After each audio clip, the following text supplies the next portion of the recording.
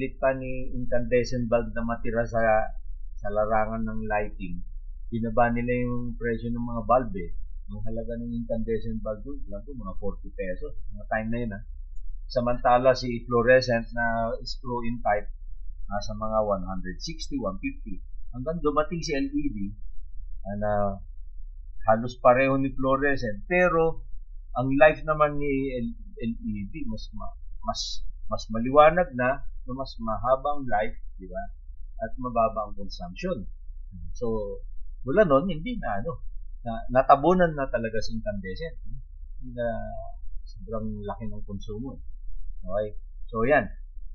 The LED is energy efficient. Lifespan is very long, much longer. Of course, meron din mga poor quality kung minsan, mga bulb na poor quality. And lower temperature fan. So, at least kung lower temperature, mababa na ang konsumo mo, mababa pa temperature mo, makatulong against sa climate change, di ba? Yung carbon footprint na tinatawag. Kaya, tignan natin yung comparison nila. Ito, comparison ng incandescent, halogen, compact fluorescent lamp, at saka LED bulb. The figures are in US dollars, no? Annual cost of operation per bulb. Kung incandescent, $7. Pag halogen, $5.05. Pag compact fluorescent, $1.75. Pag LED, $1.90. Tingin ko mas mababa na ito ngayon. Kasi nag-improve yung mga LED. Ito kasing nahagilap kong matrix na ito, medyo luma. Kita mo naman, hindi siya colored. Sorry. Tapos tingnan mo, percent more efficient than incandescent. So, halogen, 28%. Si compact fluorescent, 75%. Pero si LED, 83%. I think mas mataas pa. Mas malayo pa. Tapos sa life, tignan mo. Ang life ni incandescent bulb daw, 1.4. Pero tingin mo, sumexi. Halogen, 4.2 years. Fluorescent, 14 years. Pero tignan mo si LED, 34 years. Sabi, di ba? So, sino pang gagamit nga naman nitong mga luma na ito? Pati nga si compact fluorescent. Gamit pa ba niyan? Ako, hindi na ako nagagamit yan. Puro LED bulb na in-specify ko. So, ganun na rin dapat kayo. At ang pangapat ay itong solar rooftop. Alam naman natin, isa yan sa advocacy natin.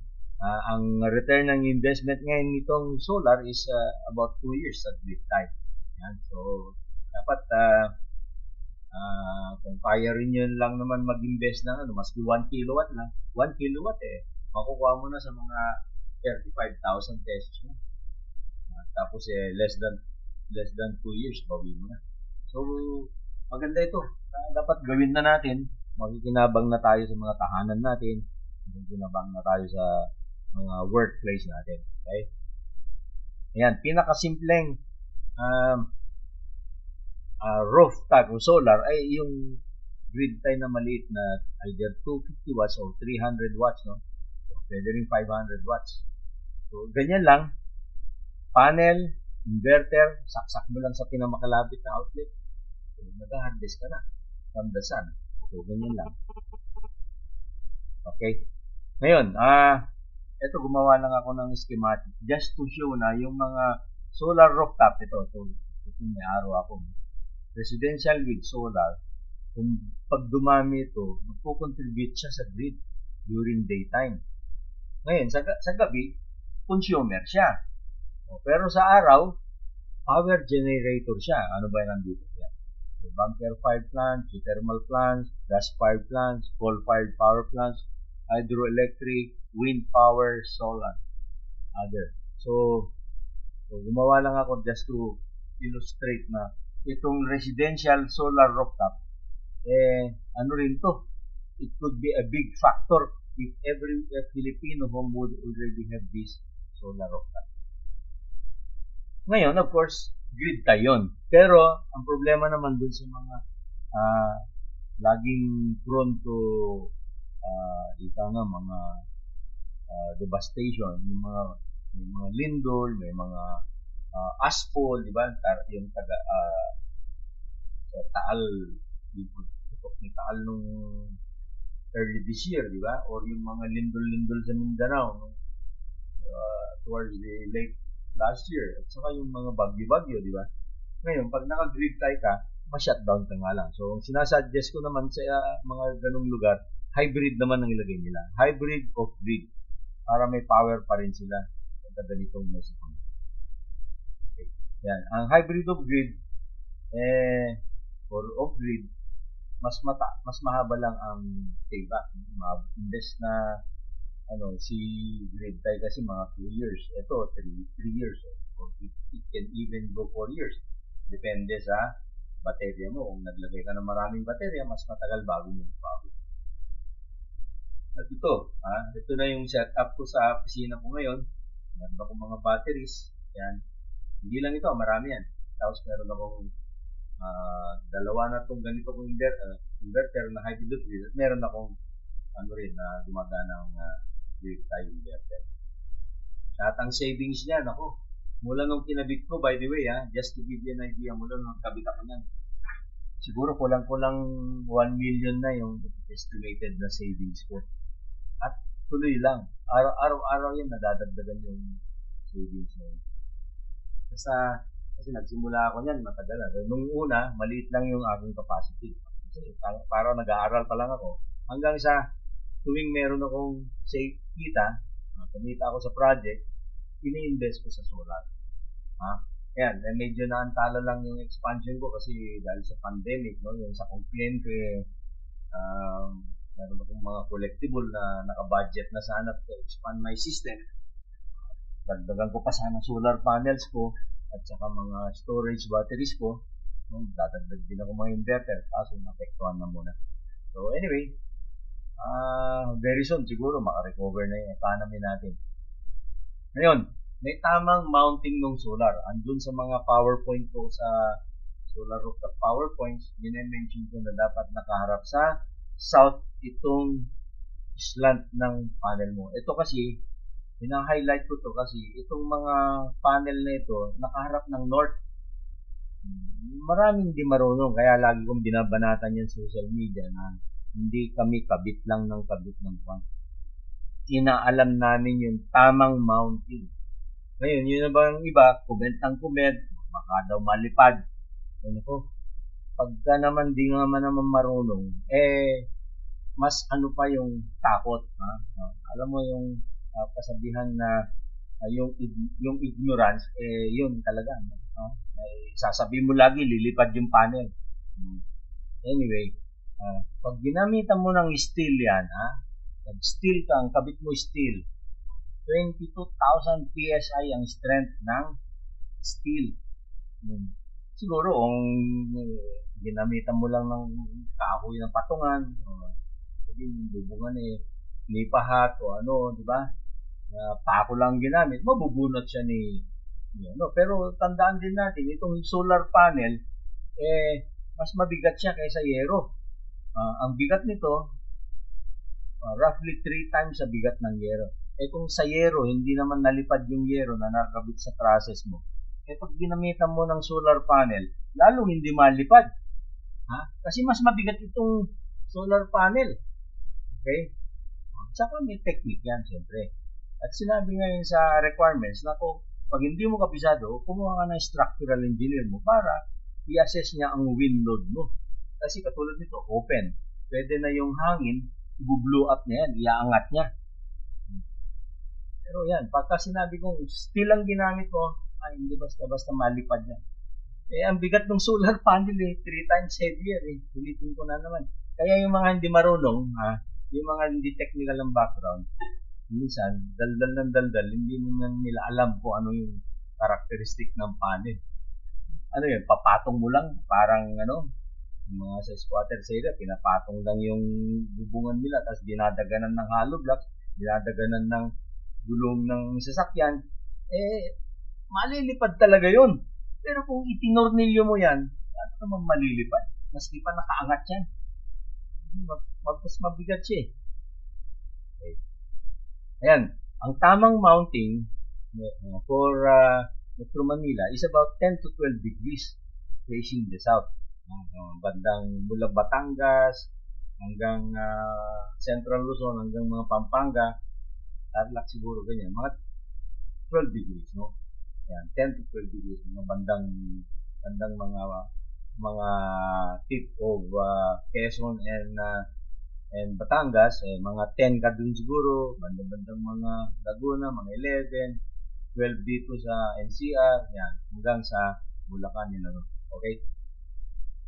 Bakit? Bakit may tamang anggulo? Yung iba kasi, basta may patong lang sa bubungan, hindi nila alam ito. Meron yung ilang beses na ako nakakita ng nagrereklamo yung may-ari dahil hindi makaharvest ng maximum, ng optimum. Paano? Kinabit niya sa agwas, sa bubungan na nakaharap ng north. Okay? So yun, palpak yun. Kaya sinasabi natin, matuto kayong nagkakabit dyan. Ito yung paliwanag, para kasi hindi na ako naman. Itong sitwasyon na yung Earth sa ganitong panahon na ganyan andyan yung araw, andyan naman yung Earth, no? Tapos itong dilaw na ito, halos yan yung lugar ng Philippines. Ito. Halos ito yung lugar ng Philippines. Okay? So this is summer months in the Philippines, mga March, April, May, minsan maabot ng June. Tandaan natin na nakatilt itong Earth vis-a-vis yung Sun, sa ikot niya kay Sun. Habang umiikot siyang ganyan, nakatilt siyang ganyan. Kaya, pag summer, yung si Haring Araw, halos nasa tapat natin sa ibabaw ng buwan natin. Pagka gumanon ka sa tangkaling tapat, nandun lang yung araw sa tapat mo. At towards ngayon, July, yan yung pinakamalapit sa Amerika. Yan, pinakamainit din sa Bermuda ngayon. Lunar, di ba? Kasi yung Bermuda, malapit lang sa Amerika. So, mainit din dyan. Okay, so yan. Ngayon, tingnan natin yung next slide ko. Ito yung panahon na malamig sa atin. Yung mga December, January, no? December, January. Umabot ng kalahati ng February. Kalahati ng November, then December, then January, kalahati ng February. Ito yung pinakamalamig natin panahon. Yung Sun, with respect to the Earth, ganyan ang position niya. So, yung kinalalagyan ng dulo ng araw, yan yung kinalalagyan ng Pilipinas. Yan ang kinalalagyan ng Pilipinas. So, malayo sa Sun. Ang ang malapit sa Sun, itong south of the equator, kunyari, mga kalagay natin si Indonesia, no? O Papua New Guinea, yan ang tag-init nila. Super init nila yan, yung mga buwan ng November, December, January, February. Yan yung summer nila ron. Tayo naman, malamig sa atin kasi nandito tayo, malayo. Kaya, huwag ka nang magtaka. Ngayon, pag kinabit mo ng facing the south ka, lamang ka rito, okay ka. Pag dito, summer ka, okay ka pa rin. Ngayon, pag kinabit mo sa facing the north, talo ka dyan. The whole life ng system, talo. Okay? So yan. Ito, I have here some suggestion dun sa mga magsusolar. Use of MPPTs in view of PWM. Ano yung MPPT? Maximum Power Point Transfer. No? Ito naman PWM, Pulse Width Modulated. No? Of course, mas mura si PWM sa first cost. Pero si MPPT, mas mahal. Pero, ang laki naman ng savings mo. Double yung output nila. Si MPPT double sa output ng PWM. Okay. Use inverters or MPPT with higher input voltage range. Usually, yung mga umaabot ng 580 volts. DC. Para mas malaki ang harvest mo at mas maliit ang losses mo. Yan, ito pa, no? Use of higher DC voltage for battery. Invest na 12 volts, gamit ka ng 24 volts DC. Or, invest na 24, gamit ka na ng 48. Or, kung hindi 48, gagamit ka na mas mataas. Pero, tandaan natin, mag-ingat kasi habang tumataas yung DC voltage, mas delikado. Okay? Opt to use on-grid or grid tie. Bakit? Pagka grid tie kasi, yung sobra mo, mag-flow kay utility, pupunta kay Meralco yan. So, mapapakinabangan ng iba sa grid. Natatanggap ni Meralco, tapos pwede niya ibenta sa iba. Samantala kung naka-off-grid ka, yung sobra mo, pag kulang yung baterya mo, napuno na yung baterya mo, masasayang na yung sobra. Kaya yung iba na naka-off-grid, hindi sila nagtitipid ko minsan kasi para magamit nila na magamit. Okay, so nandito si Senen Bonol na. Salamat, sir. Jan Docos, good evening. Okay, so tuloy natin. So yan. My suggestion for solar installations. Then, mention ko rito yung 600, using a higher voltage is already allowed by the code because in the old National Electrical Code of 2009 o Philippine Electrical Code of 2009, yung voltage ng DC side 48 volts lang dati. So ngayon pinapayagan na ng mga code, no? Pinayagan na ng NEC, pinayagan na rin ng PEC. Siyempre yung PEC naman halos lahat kinopya sa NEC, no? So using a higher voltage definitely allows or makes the current much smaller. When you make the current smaller, to reduce the current, DC current, then you can make the wire smaller, and therefore the first cost become lower. At the same time, mababa rin yung yung losses mo, I squared R. The square of the current times the resistance. Okay? At ito, ina-encourage natin ngayon, imbes na bumili ka ng motorsiklong de gasolina siguro, baka kaya mo bumili na lang ng electric vehicle, electric bike. Ito yung binili ko nung sa akin, de-pedal siya para kung kaling nabiyaya ko sa malayo at naubusan ako ng laman sa battery kasi yung mga bike kasi hindi pa yung mga batteries nila hindi pa ganun kalayo, no? May pedal siya, so makakapag-pedal ka. Pero ngayon alam ko yung mga lumalabas na mas malalayo na yung kaya nilang ibiyahe. At alam ko si Elon Musk gumagawa na siya ng Tesla car na mas malayo nga abutin, no? Sabi niya, his company, yung Tesla, will target to manufacture electric vehicles, Tesla cars, that can last a lifetime. Anong ibig sabihin na lifetime? Pag lifetime, 50 years to 60 years, ganun daw katagal yung itatagal nung kotse niya na Tesla car. So, di ba? Kaya ako sumasaludo kay Elon Musk.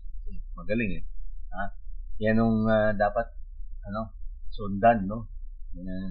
Although siguro nagagalit yung mga oil companies kay Elon Musk kasi talagang nandun siya sa electric vehicle. Pero yan ang pupuntahan ng mundo. Kasi balang araw maubos yung mga gasolina maubos yung mga fossil fuels. Kaya yung mga nagtatrabaho sa mga refineries, someday they will be affected. Whether you like it or not, talagang maubos yung mga mga langis-langis na yan. Lalo na, dumadaming tao sa mundo. So, siyempre, finite source yan Samantala yung energy from the sun, infinite. Hindi mo maubos. Solar energy can help improve the fuel efficiency of vehicles. Solar energy can also power mass transit systems, LRT, MRT, BRT, PNR, including bus terminals for lower fares. This will help mitigate the traffic menace. Solar panels can be installed directly above the catenary of the LRT and MRT systems. The extra energy produced can reduce their operating costs. Then, the fare rates can be reduced to entice commuters and motorists to take mass transit systems. This can result in a reduction of travel time within Metro Manila. Have you heard about the sun rays declining in its intensity as per history? Wala. Talagang umiinit na lalo. Anyway. So yan, nilagyan ko yung mga kotse ko, yung FX ko, saka yung Innova ko. Nilagyan ko ng solar panel sa bubungan para unang-una, parang bubong na siya. Pangalawa, yung energy na ma-harvest niya, kinakarga ko dun sa solar battery ko.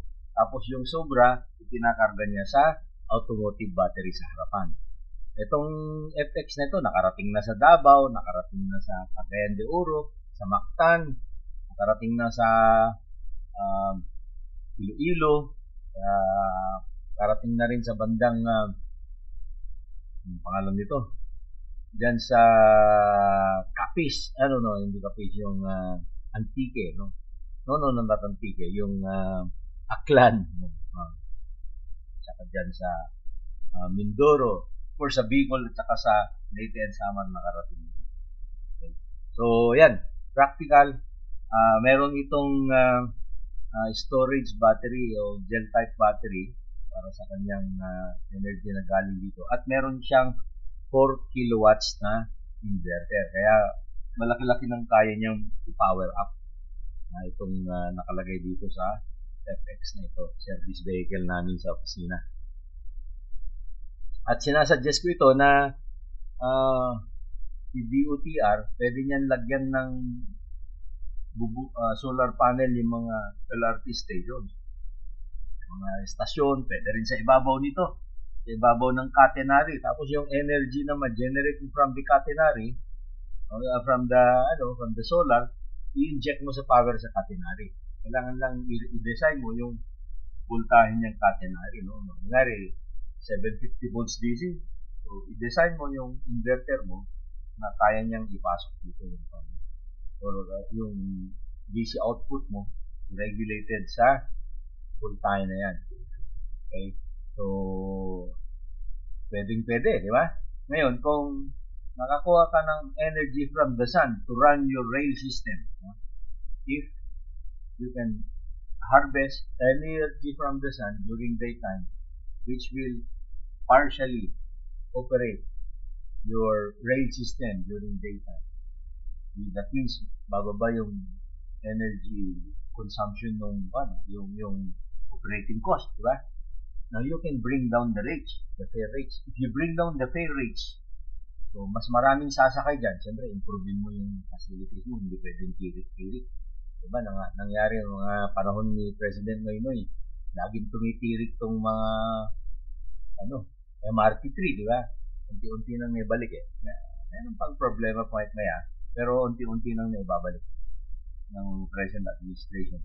Ngayon, pagka naka-generate ka from the sun, nabawasan yung consumo mo, babayaran mo kay utility, kay Meralco, baba mong fare rates, pag binaba mo fare rates, mas maraming sasakay dyan, luluwag yung EDSA, luluwag yung mga kung saan yung tinatakbuhan itong mga tren na ito. Itong nasa baba na ito yung Recto to Santolan ito Ito yung pinaka-modern natin na rail. Ito, mataas ang voltage nito, 1,500 volts DC. Samantala itong LRT1, 750 volts DC. Itong nasa EDSA, 750 volts DC din. Okay? So, yun, idea natin yan. Sinasuggest natin sa DOTR na mag-project siya, feasibility city, maglagay siya ng solar panel bukod sa mga niya, at yung energy na ma-harvest, i-inject niya sa catenary para bawasan yung babayaring Meralco. Okay, so pwede ka rin maglagay ng solar water heater o solar water pump pala. Solar powered pump. So, kasi yung mga pumps natin ngayon, AC pump pa sila. AC powered water pumps. Ngayon, kasi kung gumamit ka ng energy from the solar panel para paandarin mo yung or magbomba ka ng tubig using DC motor, it's a lot more efficient. No? In other words, mga 1/3 of the consumption, ganun lang yung consumption ng isang DC motor powered na water pump. Laki. Pati nga ventilador Kung DC yung motor mo, laking saving. Okay? So that's another way of making it green practice, using DC power or solar power to run or replace your water pump with a DC pump powered by solar. Okay. And then of course, sustainable suggestion ko is to have this system. Rainwater must be collected and filtered. Rainwater to fill up fire water tank, surface rainwater runoff to be collected and put in the gray water, then condensate from air ponds to be collected and put in the gray water. Gray water from septic tank is filtered and stored and reused. Gray water to be used for flushing toilets, irrigation, and then use upfeed system. Ito yung uwilo, no? Na-explain ko na to dun sa basic MEPF design for mixed-use building, yung wilo na yan. Use solar energy to power up the pump. So, yan yung idea ko para ma-fully ma-optimize natin ang sustainability natin. At ito yung diagram ko where you collect rainwater. Ito siya, rainwater tank. Then, from the rainwater tank, kakargahan ko yung fire water tank ko. So, in other words, minimal yung binibiling tubig para sa fire water tank ko. No? Only kung mahaba yung tag-araw, tag-tuyot, yun, maaaring gagamit ako ng tubig na galing sa nawasa. Ito, no? Tapos yung maduming tubig sa septic tank, okay, padaanin mo sa sand filter, ito, sand filter, at ipunin mo siya, huwag mong itapong kagad. Dahil na sand filter mo siya, pwede mo siya magamit for flushing the toilets sa pandilig ng mga halaman. Ngayon, sa irrigation, dapat naka-drip irrigation siya. Huwag mong lalagyan ng valve. Baka mamaya merong maghugas na mukha doon. Delikado, no? So, kaya lang, itong system na ito, hiwalay yung bomba ni flushing the toilets. Ito, may sarili siyang bomba. Separate dun sa domestic water pump. Okay? Of course, si fire water may sariling bomba. So, yan. That's my idea of how to make it sustainable. Not only electrical, but also plumbing.